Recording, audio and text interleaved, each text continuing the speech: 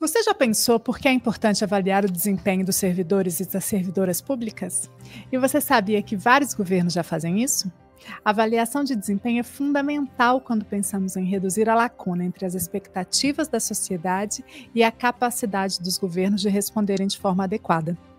Esse assunto não é novidade, mas ainda é um desafio para as gestões de todo o Brasil.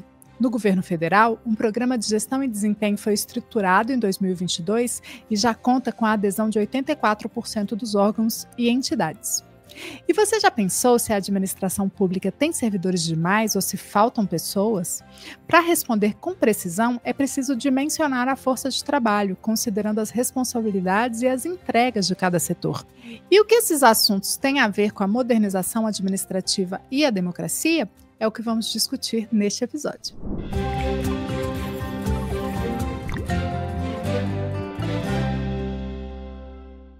Olá, está no ar o Diálogos em Movimento, o podcast do Movimento Pessoas à Frente. Nessa temporada, estamos conversando sobre modernização administrativa e democracia e abordando a cada episódio algumas iniciativas neste campo. Se você chegou agora, sugiro que você ouça também os episódios já disponíveis. Depois, aproveita para maratonar nossas outras temporadas. Temos muitas conversas interessantes lá no nosso feed. Te convido também a conhecer as nossas pautas prioritárias no nosso site, no Instagram e no LinkedIn, @Movimento Pessoas à Frente. Aproveita e se inscreva no canal do YouTube e assine o programa em seu tocador de podcast preferido para receber todas as novidades. Eu sou Tatiana Sandin, sou doutora em Administração Pública e Governo pela Fundação Getúlio Vargas e apresentadora dessa temporada. Vamos aos assuntos do dia? Hoje, os temas centrais são a gestão de desempenho e o dimensionamento da força de trabalho no serviço público. A pandemia de Covid-19 inseriu no cotidiano de muita gente a figura do teletrabalho e nos governos não foi diferente. A organização dessa forma de trabalho acabou abrindo uma oportunidade para se discutir, ao menos no governo federal, a gestão do desempenho dos servidores e servidoras com a pactuação de planos de trabalho. Tais planos são o ponto de partida para que, ao final da sua execução, seja possível medir o desempenho alcançado. Esse deve ser um processo contínuo que também deve focar em que melhorias podem ser alcançadas. Com esse fluxo funcionando bem, há um ganho de efetividade na prestação dos serviços à população. E no caso do governo federal, há um ganho de transparência também, porque o painel online do Programa de Gestão e Desempenho, o PGD, disponibiliza uma série de indicadores no site do Ministério da Gestão e Inovação dos Serviços Públicos, o MGI. A gestão do desempenho tem relação direta com o dimensionamento da força de trabalho. Isso porque, quando cada área sabe o que precisa entregar para o conjunto do seu órgão e para a população, fica muito mais fácil gerir as pessoas com foco nos resultados. Inclusive, todos os órgãos que participam do Concurso Público Nacional Unificado aplicaram a metodologia para decidir onde alocar os novos servidores. Atualmente, mais de 70 órgãos já aplicaram a metodologia desenvolvida pelo Ministério da Gestão e Inovação em Serviços Públicos. Essas iniciativas ampliam as capacidades institucionais para o planejamento qualitativo da força de trabalho, com foco no desenvolvimento de competências das servidoras e servidores públicos. Ao se ter equipes aptas e bem treinadas, conscientes dos resultados esperados por suas atividades, a gestão do desempenho permite não apenas mensurar o trabalho de cada pessoa e melhorar o uso dos recursos públicos, mas também permite proporcionar maior qualidade de vida aos trabalhadores. Na conversa com nossos convidados, vamos entender melhor essas ferramentas e por que elas são importantes para a modernização administrativa. Vamos lá? Hoje temos dois convidados especiais para conversar sobre estes temas. Cibele Franzesi é mestre e doutora em Administração Pública e Governo pela Fundação Getúlio Vargas de São Paulo. É graduada em Direito pela USP. A Cibele também é professora da Escola de Administração de Empresas de São Paulo, da Fundação Getúlio Vargas, e foi secretária adjunta de Gestão Pública e de Planejamento e Desenvolvimento Regional do Governo do Estado de São Paulo. Seja muito bem-vinda, Cibele. Obrigada, Tatiana. Temos aqui também com a gente hoje o Rudinei Marques. Ele é auditor federal de Finanças e Controle da Controladoria Geral da União e presidente do Fórum Nacional das Carreiras Típicas de Estado, FONACAT, e da Federação Nacional dos Auditores de Controle Interno Público. Seja bem-vindo, Rudinei. Olá, Tatiana. Olá, Cibele. Olá, Rudinei. Muito obrigada a vocês dois por estarem aqui com a gente Hoje. Eu vou começar a nossa conversa com uma pergunta para a Cibele. Cibele, há muito tempo a gente fala sobre a necessidade de ter uma gestão que discipline o desenvolvimento e a mensuração das atividades realizadas pelos servidores e servidoras públicas. Na sua análise, qual é a situação dos governos brasileiros em relação à avaliação de desempenho dos seus servidores e servidoras? Em que dimensões já avançamos mais e quais são os nossos pontos fracos nessa temática? Eu acho que o tema da avaliação de desempenho ele é fundamental, né? E eu acho que nosso principal avanço em termos dos governos brasileiros foi ter entendido a importância do tema e ter naturalizado esse assunto, né? Há alguns anos atrás, eu acho que falar em avaliação era algo muito assustador, né? A avaliação de desempenho. Hoje a gente naturalizou um pouco mais esse tema e já discute isso dentro de várias carreiras. Então, esse acho que é o ponto positivo da discussão. Acho que o ponto mais desafiador é que muitos governos incorporaram a avaliação de desempenho, mas de uma forma que não signifique a gestão do desempenho dos servidores, né, ou a gestão do desempenho organizacional. Né? A avaliação do desempenho, ela, na verdade, deveria ser o ápice da gestão do desempenho que ocorre durante todo o ano. Né? Então, você tem um dirigente que gerencia a sua equipe conforme competências e conforme objetivos organizacionais, e que ele vai dando feedbacks, oportunidades de formação, oportunidades de realocação e desenvolvimento para esse servidor, e ao final desse período ele faz uma avaliação de desempenho. Então, acho que a avaliação compreendida como esse processo de gestão do desempenho são pouquíssimos governos que implementaram. Né? A maioria dos governos que o fizeram foram para ter algum critério alternativo ao critério de tempo de serviço na promoção e progressão. E, nesse caso, esse critério acaba ficando muito burocrático, no sentido de exigir um título ou exigir alguma lista de tarefas a serem concluídas, e acabamos concluindo aquele processo em que quase todo mundo tira 10 de 10. Né? Então, é uma avaliação pro forma.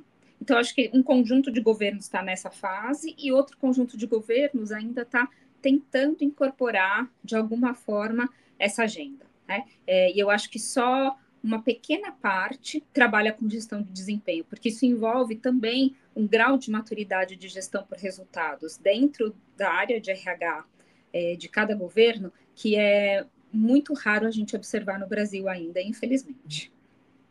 Acho que você toca nos principais pontos, Cibele. A pergunta já tem uma provocação de trabalhar a avaliação, que de fato era um tabu, mas inserir essa avaliação num processo muito mais amplo, eu acho que traz a dimensão aí do processo em que estamos, né, do lugar em que estamos, e também traz a dimensão do desafio para a área de gestão de pessoas, que quem estuda essa área há algum tempo, e como você faz, sabe que a gente ainda tem muito que avançar na profissionalização dessas áreas em todos os processos, ainda que já tenhamos avançado bastante, né? Porque a gestão de pessoas no serviço público era, quando eu comecei a trabalhar no movimento, era uma coisa que a gente sempre brincava, que a gente precisava parar de dizer, era um pouco o patinho feio da gestão, né? Assim, ninguém está muito interessado nesse assunto, e eu acho que a gente vê por A mais B e por uma série de ações que têm acontecido que a gente depende das pessoas, então a gente precisa fazer uma boa gestão dessas pessoas. Parece surpreendente para quem nos ouve a primeira vez, mas eu acho que uma conquista recente colocar a gestão de pessoas num lugar de tanta importância como a gente tem falado e conseguido avanços, né? Por outro lado, o Rudinei já trabalha com servidores e servidoras públicas há muito tempo, tanto na carreira dele, na CGU, quanto nas próprias atividades sindicais que ele tem. E eu queria te perguntar, Rudinei, agora, sobre esse programa de gestão e desempenho que foi lançado e tem sido aprimorado nos últimos anos pelo governo federal, em que todos os órgãos que assim querem aderem, né? A gente até tem um episódio aqui muito interessante em que a gente conversou com o próprio secretário de gestão desse programa lá no MGI, o Roberto Poggio, Mas eu queria que você trouxesse para a gente, sobre o PGD, uma perspectiva dos servidores e servidoras, né? Assim, o programa está em funcionamento desde 2022 e eu queria entender se você avalia que já é possível fazer um balanço sobre a implementação, pensando exatamente nesse foco que eu disse, né, dos servidores e servidoras que trabalham nos órgãos, em que esse programa está em funcionamento. O que você destacaria a partir dessa relação e desse contato que você tem com as pessoas que estão em órgãos que têm o PGD em funcionamento, nesse cenário novo aí de trabalho que foi instaurado com o PGD? Bom, excelente questão, Tatiana. Veja que, ainda que o decreto que instituiu o PGD em âmbito federal, ele seja de 2022, a bem da verdade, nós já tínhamos experiências, inclusive, bem anteriores à pandemia. A primeira experiência da CGU, que serviu, inclusive, de modelo para a Esplanada, ela foi implementada por meio da portaria 1242 de 2015. Então, nós estamos falando de uma metodologia de trabalho que já tem quase 10 anos. E, inclusive, saiu do nosso sindicato, na Consindical, que representa os funcionários da CGU e da STN, porque em determinado momento a CGU foi implementar um ponto eletrônico e nós pedimos uma alternativa, e então o ministro Valdir Moisés Simão perguntou qual a alternativa e a gente sugeriu, e já tínhamos uma proposta de teletrabalho. E foi muito importante naquele momento a CGU dar esse passo inicial, porque quando veio a pandemia em 2020, a CGU já tinha um modelo implementado com métricas de avaliação de desempenho, testado e que serviu depois de ponta de lança aí para todas as entidades instituições públicas que precisaram implementar teletrabalho por conta, né, da pandemia. Mas, mais recentemente, então, o MGI, ele institucionalizou o Programa de Gestão e Desempenho, e a IN 24, ela definiu, inclusive, uma data para que os órgãos regulamentassem internamente, porque não tem um modelo único para toda a administração federal. Quer dizer, você tem alguns parâmetros e cada órgão, hoje a gente já tem 85 portarias de vários órgãos e instituições públicas definindo as suas próprias regras, né? E já dá para fazer, sim, né, a partir de toda essa experiência na administração pública, alguma avaliação mais geral, né?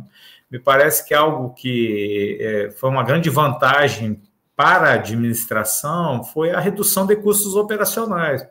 Pensa que em muitos estados, né, a União tem escritórios de representação, tem ministérios, né, que cumprem as suas funções nos estados, e a redução de custos de locação, de logística, de segurança, de cooperagem, assim, é imensa, né?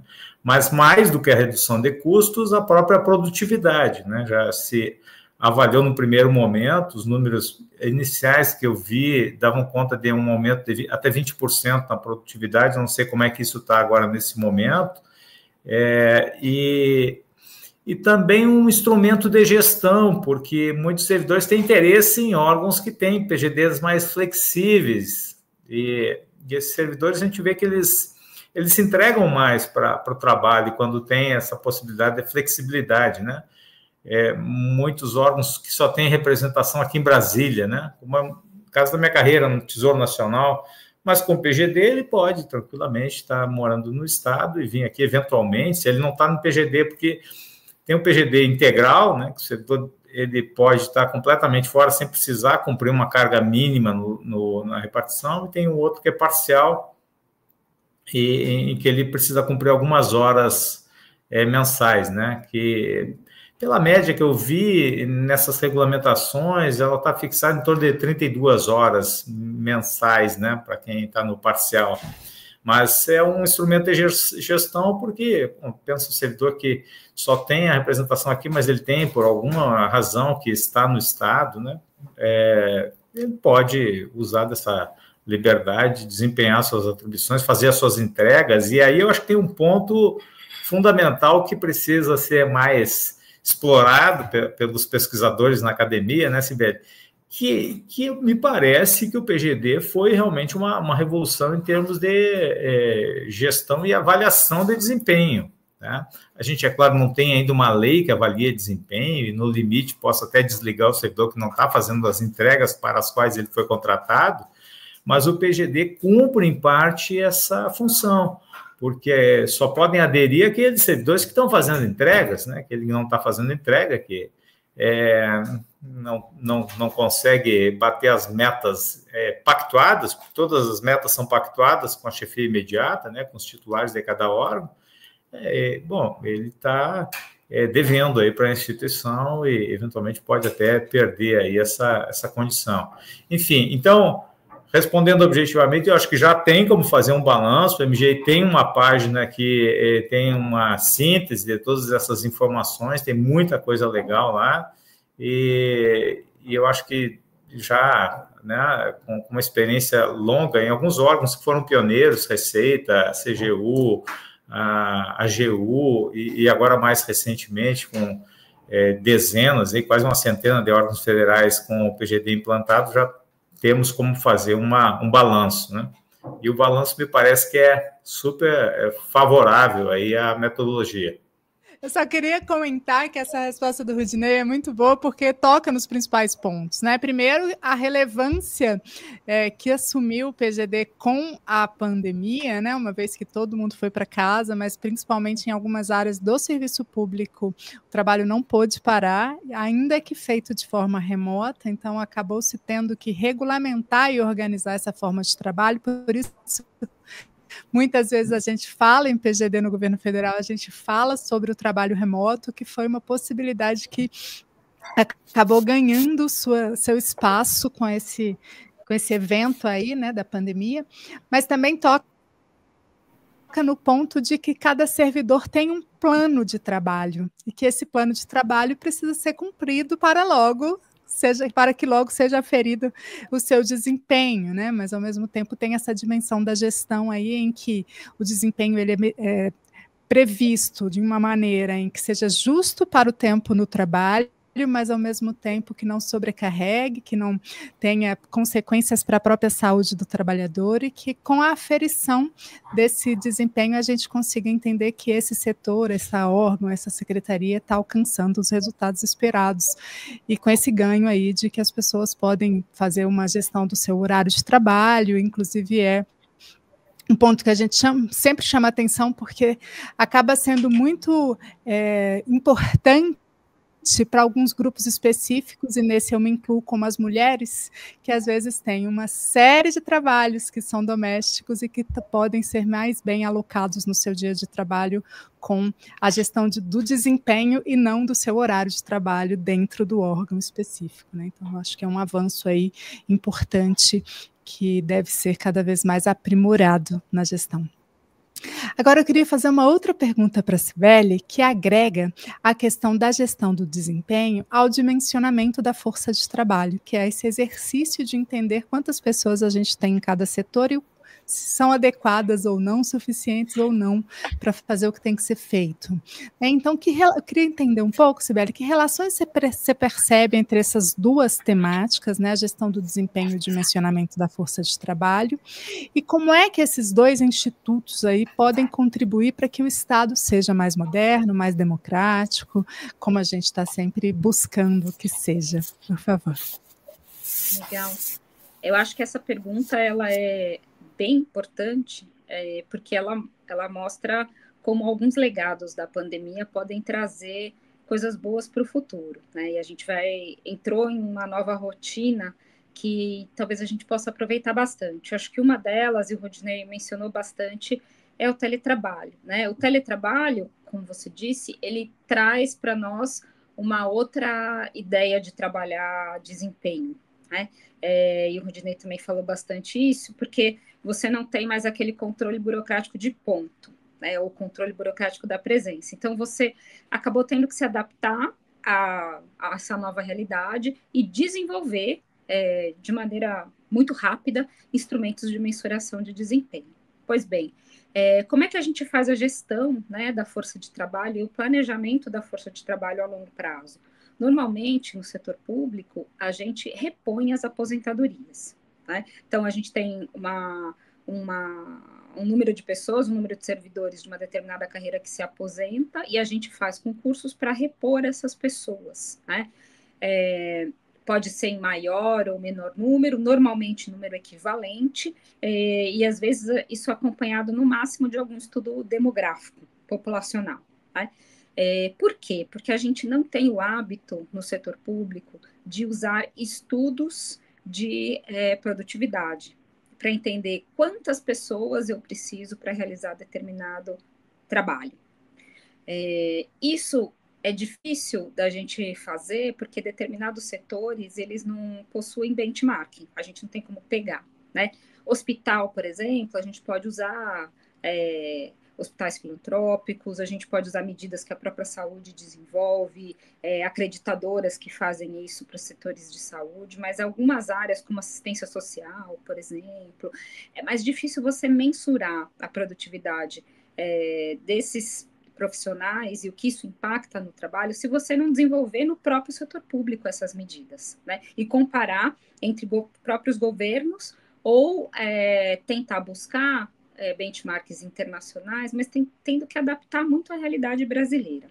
Então, quando a gente começa a fazer essa gestão por desempenho, a gente começa a entender quantas horas é preciso de um profissional para produzir determinado trabalho.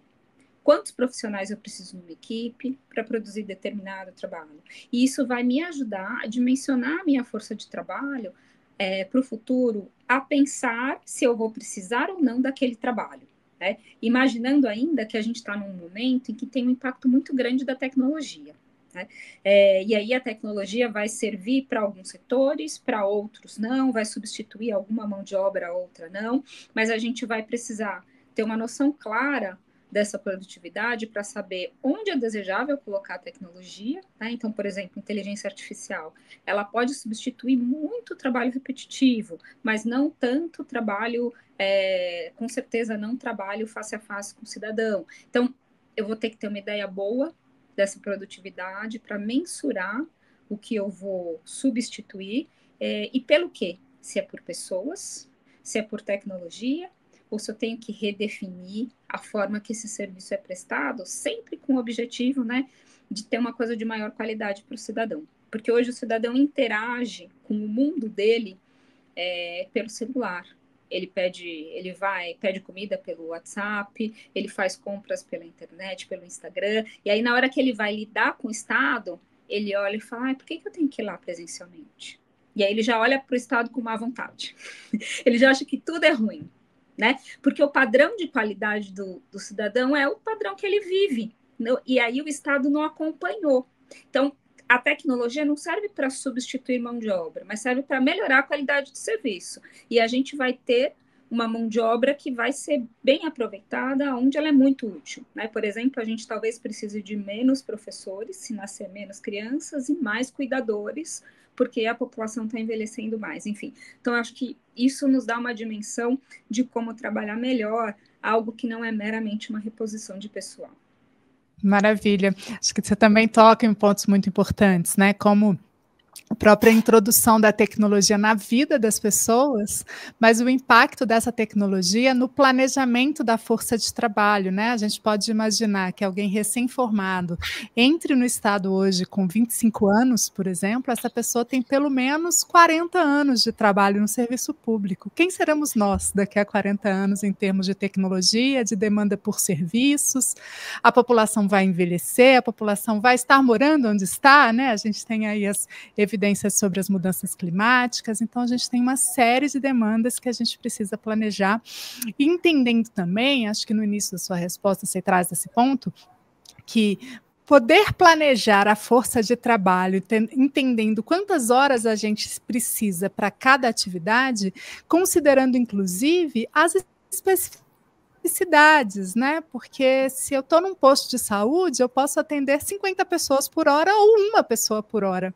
Depende, mas se a gente não para pensar como é que a gente organiza aquele tipo de trabalho, o que a gente pode ter é sempre chegar ao posto de saúde e encontrar pessoas sobrecarregadas pela demanda sem conseguir ser atendidos de forma adequada e com a qualidade que a gente espera de um sistema único de saúde, que é exemplo para o mundo e que foi tão importante, é tão importante para nós no cotidiano e foi na pandemia, mas só usando o SUS como um exemplo, né, de atividades que podem ser planejadas, mas que não podem ser completamente previstas.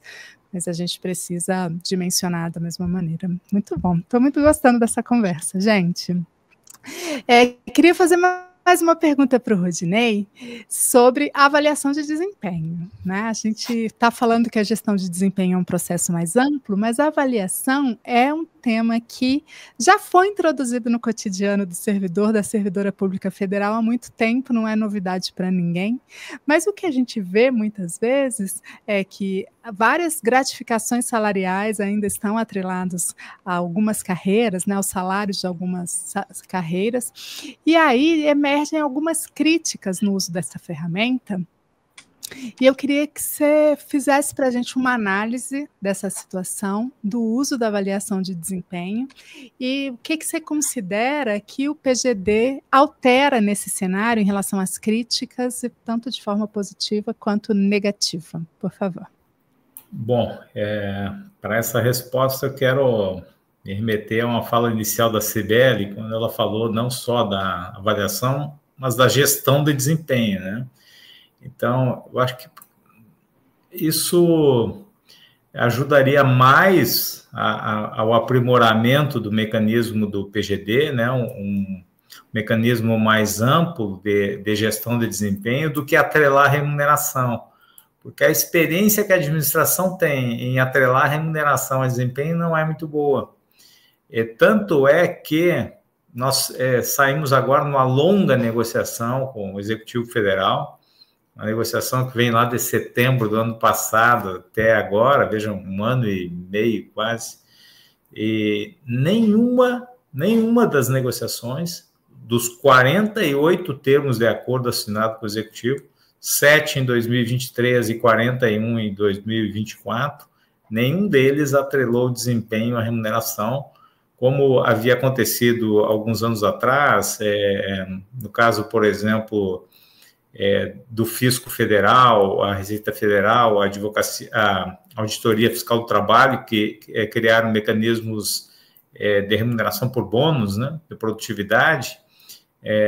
Então, o modelo me parece que foi abandonado pelo atual governo federal, né, no sentido de que não foi replicado em nenhuma das negociações que aconteceram desde o ano passado, como todas aquelas categorias que tinham proposta de implementação da metodologia por remuneração variável não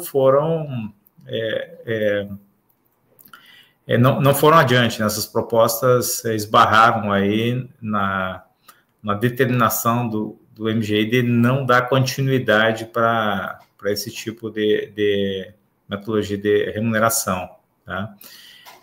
De forma que, assim, eu como sou um servidor do controle, né, eu sou auditor da CGU, para mim eu acho tão mais simples a remuneração pelo subsídio, porque você sabe exatamente quanto o servidor está recebendo e quanto ele tem que proporcionalmente fazer de entregas para a sociedade.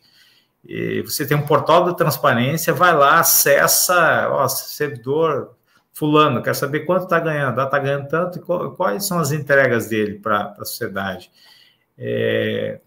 Você vê que agora a gente estava na expectativa da aprovação pelo Senado do PL dos super salários, né, o 27 e 21, e por várias razões, né, ele não subiu para plenário, o governo tem outras, né, intenções aí, por exemplo, uma lei complementar para conter os super salários em nível nacional, que talvez uma lei ordinária não desse conta, mas o fato é que boa parte dos excessos acontece porque não há muita transparência na remuneração, né? A quantidade de rubricas que vão se agregando àquela rubrica principal do vencimento básico, o mesmo subsídio, né?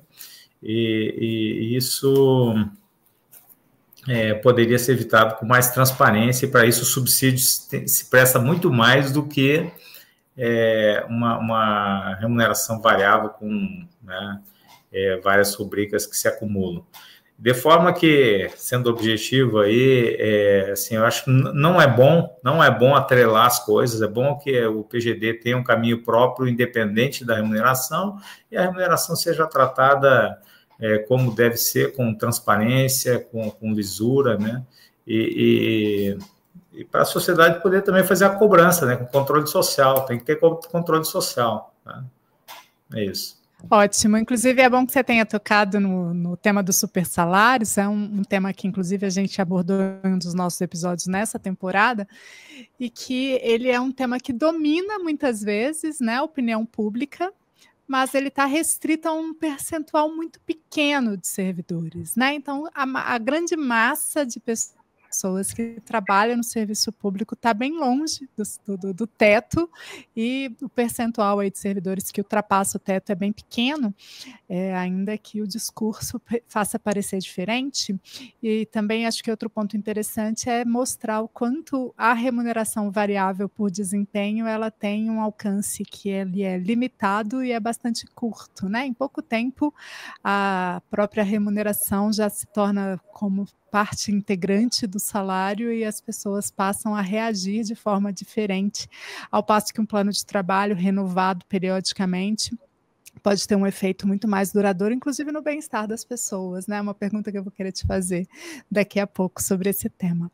Queria fazer uma última pergunta para a Cibele, para que a gente expanda essa nossa conversa, que muitas vezes fica no governo federal, e não é nossa intenção, a gente está sempre aí olhando para os governos estaduais e municipais também, a gente acaba usando o governo federal como um exemplo, muitas vezes, mas Cibele, queria conversar um pouco com você sobre os desafios da implementação de iniciativas como essas que a gente está conversando aqui hoje em estados e municípios.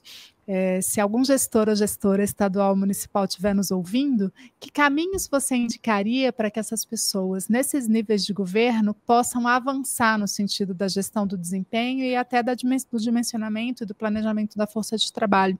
Existe alguma experiência subnacional que pode servir de inspiração para outros gestores e gestoras? Muito bom. Eu acho que a gente tem alguns passos, né? Alguns caminhos para a gente chegar lá.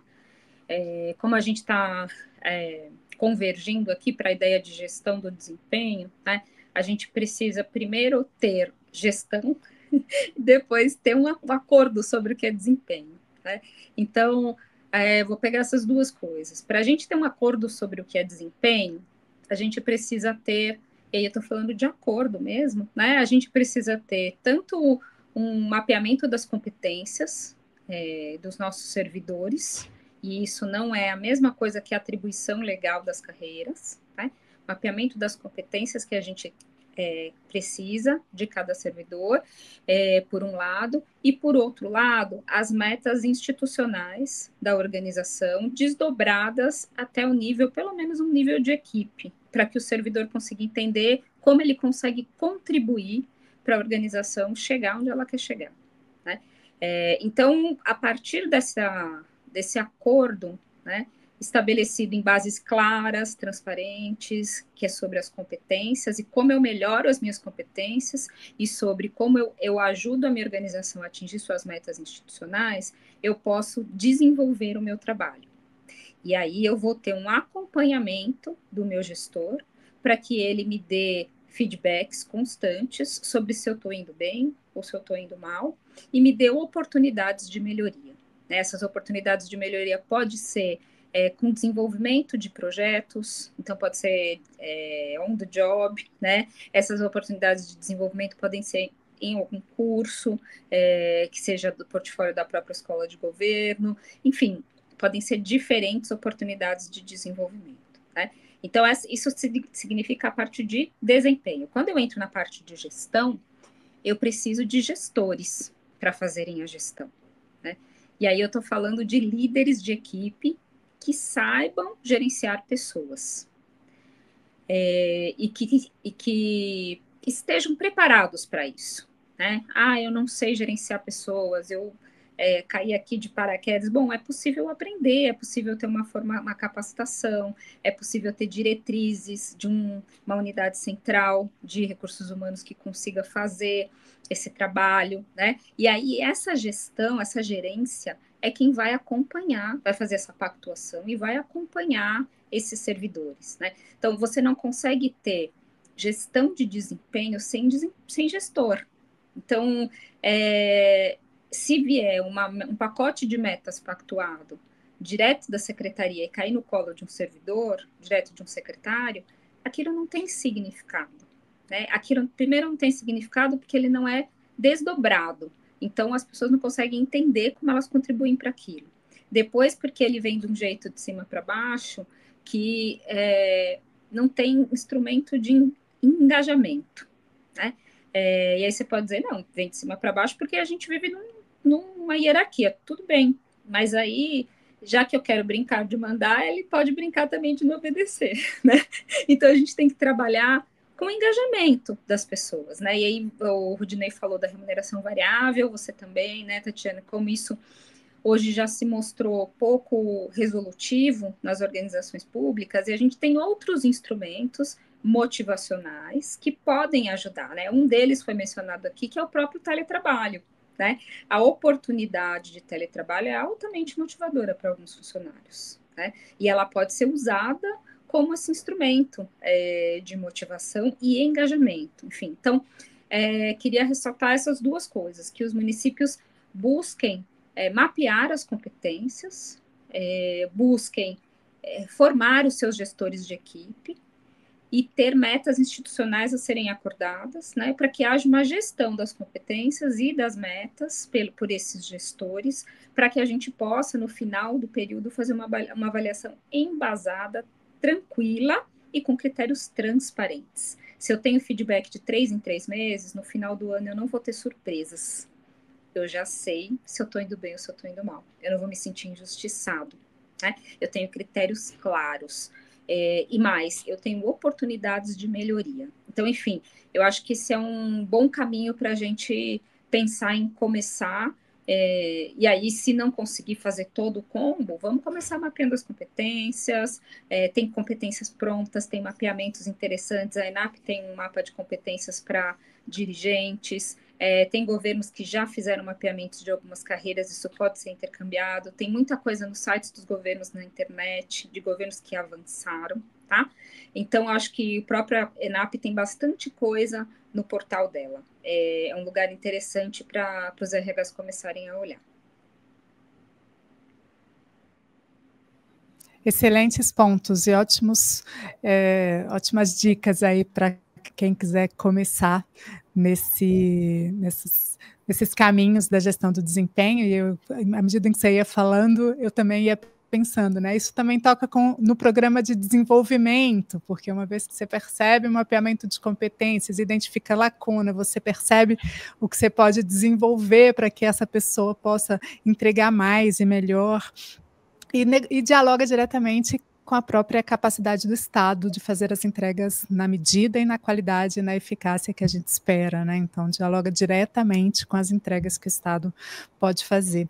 Mas você também tocou num outro ponto, que são as estratégias de motivação e o papel do teletrabalho nisso. E eu queria fazer uma última pergunta para o Rudinei, exatamente dialogando com esses pontos, Rudinei, porque eu queria entender, a partir desse contato que você tem com os servidores, o quanto a implementação do próprio PGD ou de outras ferramentas que você pode mencionar, o quanto a implementação dessas ferramentas contribuem para o engajamento no trabalho e para a qualidade de vida das pessoas que estão, por exemplo, num programa de gestão e desempenho e conseguem ter uma flexibilidade no horário com a mensuração no seu plano de trabalho das entregas que precisa fazer.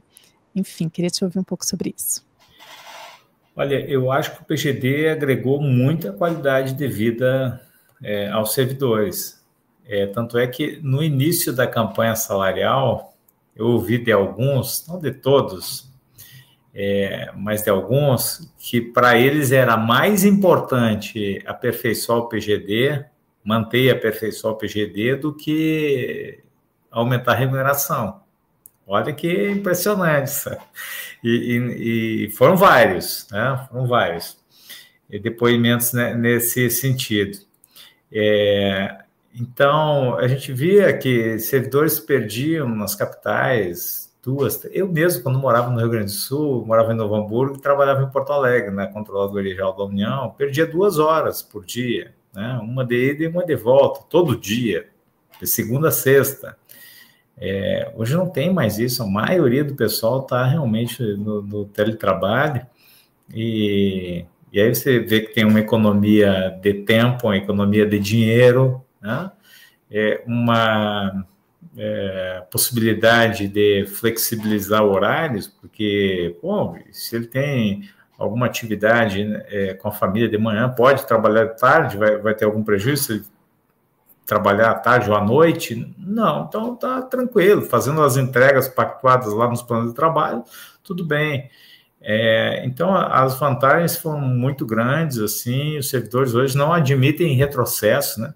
Se você falar que vai acabar com o PGD, como alguns órgãos falaram, né, no início porque o MGI expediu uma instrução normativa e deu um prazo para a regulamentação, esse prazo depois foi estendido agora até o mês passado, né? E a maioria dos órgãos que regulamentou vai começar novas temáticas em janeiro, mas eles não admitiam retrocesso total. Assim, alguns falavam, se tiver retrocesso eu saio, faço outro concurso, eu vou embora, porque não tem como, né, readequar a vida depois desse ganho aí que a gente teve em termos de qualidade de vida. É claro, nem tudo são flores, né? Tem problemas e a gente tem que trabalhar juntos aí para tentar resolver os problemas. Por exemplo, o serviço público ele é eminentemente cooperativo e nem sempre você consegue cooperar à distância, né? As pessoas têm que eventualmente se encontrar em algum momento e sentir umas às outras, né? E ver o que, né, que pode construir, de socialização, né? Tem um lance cultural no local de trabalho que precisa ser preservado. A gente também não pode abandonar tudo, né? Então, eu acho que hoje a gente está justamente nesse ponto, assim, né?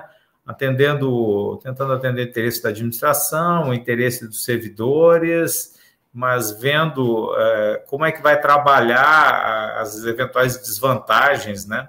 Eu ouço muito aqui em Brasília uma reclamação dos titulares aí de órgãos que eventualmente está precisando de um servidor presencialmente para ele representar o órgão numa reunião que acontece num ou no outro ministério e não encontra os servidores para que exerça aquela atividade de representação, né?